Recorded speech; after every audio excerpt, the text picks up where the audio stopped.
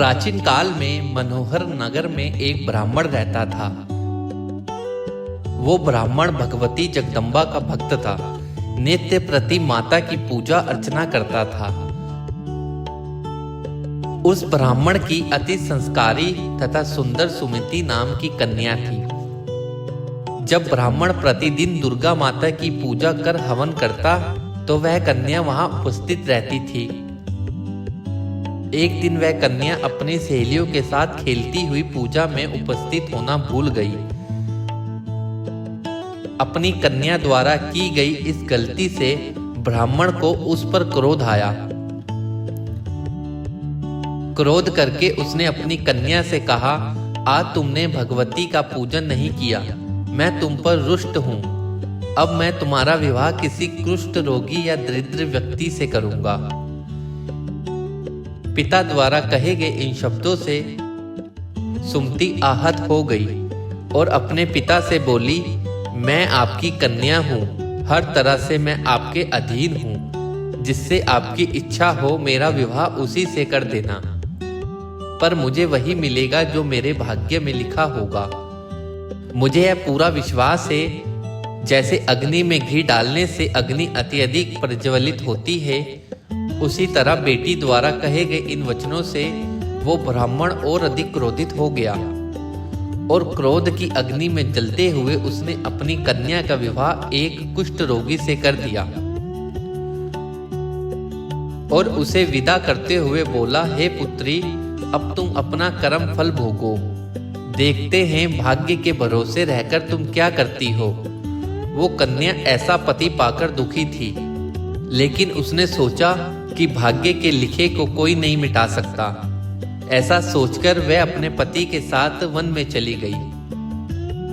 वो रात उन दोनों ने बहुत कष्ट से व्यतीत करी। सुमति की ऐसी दशा देखकर देवी भगवती वहां प्रकट हुई और बोली, पुत्री, मैं तुम पर प्रसन्न हूँ, तुम जो चाहे मुझसे मांग सकती हो।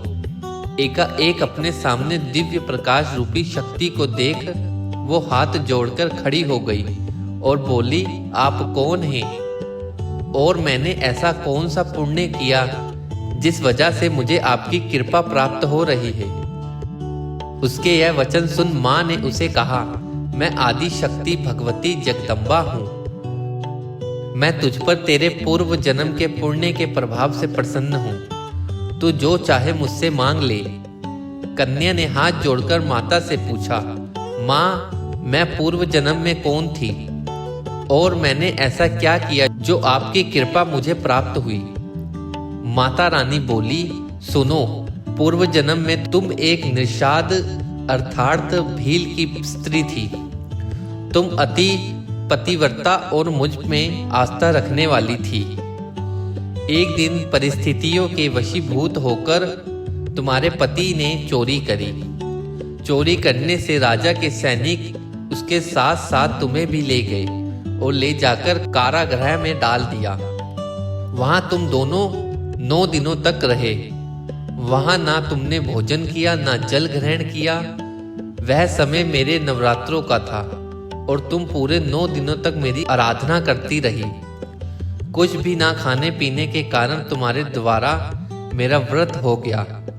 उस समय तुमसे जो व्रत हुआ उसके प्रभाव से प्रसन्न होकर मैं तुम्हें मनवांछित फल प्राप्त करने का आशीर्वाद देती हूँ। तुम्हारी जो इच्छा हो मांग लो। वह कन्या बोली, आप मुझ पर प्रसन्न हो तो मेरे पति को कोढ़ मुक्त करो। ऐसा सुनकर माता बोली, तथास्तु। तब उसके पति का शरीर भगवती की कृपा से कष्ट रोग से रहित होकर अति कांतिवान हो गया। अपने पति की मनोहर काया देखकर वो माँ भगवती की स्तुति करने लगी। हे माँ, आपने मेरा उद्धार किया है, आपको मेरा बारंबार प्रणाम है। ऐसा आशीर्वाद देकर माता अदृश्य हो गई। दोस्तों, जो भी मनुष्य इस व्रत को भक्ति पूर्वक करता है वो इस लोक के सुखों को भोग कर अंत में मोक्ष को प्राप्त करता है। जय मां दुर्गा।